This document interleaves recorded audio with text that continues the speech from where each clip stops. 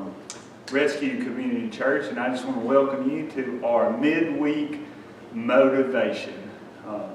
Us as a church, we want to offer you with encouragement, with uplifting content, and the ability to find joy and peace in your life today. And so if you're interested in experiencing that on a weekly basis, please share this with anybody that might need it. Subscribe to our channel so that you can be notified when hope comes into your life. And oftentimes, as the week starts out, we have very high hopes. We have dreams of what we want to happen this week. We hope that it's going to be a great week. But oftentimes, when it gets to midweek, when it gets to Wednesday, Thursday, we're just not happy. We're not experiencing joy. The circumstances that we thought were going to go a certain way didn't go that way, and people are angry at us. Whether it's our boss who wasn't happy with our performance this week, whether it was our parents who wasn't happy about something that we did, whether it's a coworker or a neighbor, oftentimes angers and tempers begin to flare at the highest during the middle of the week. And nobody likes anybody being mad at them, being angry at them, being the object of someone else's wrath. And so what do you do when people are mad at you?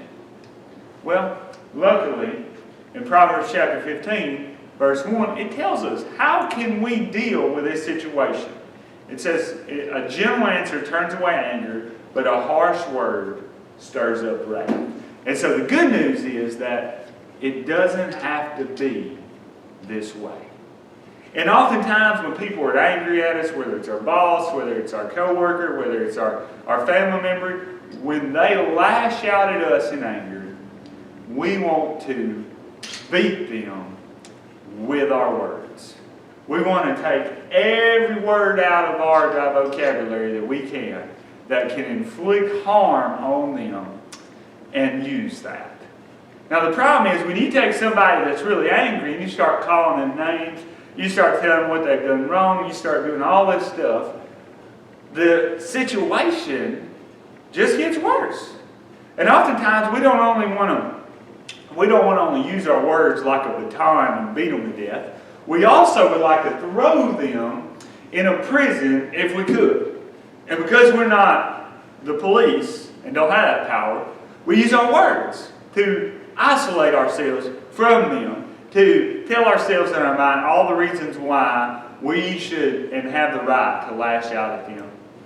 And if you and I were to be honest with each other, most of us could agree, this strategy just does not work. That it just makes the other person angrier. It just makes our life more difficult and harder.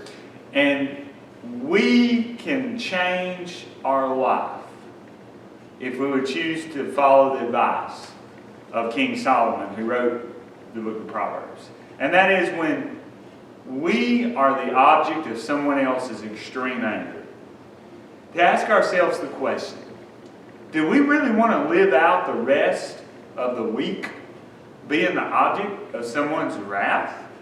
Or do we want to choose to allow them to change their mind from a mind of anger and lashing out against us to a mind of a great relationship of joy and peace and hope? And when they're happy, oftentimes we can be happier too. And the way to do that is, instead of lashing out, instead of calling them every name in the book, instead of telling them all the reasons why they're wrong, if we'll take the approach of giving a soft answer, then we can see a change of heart.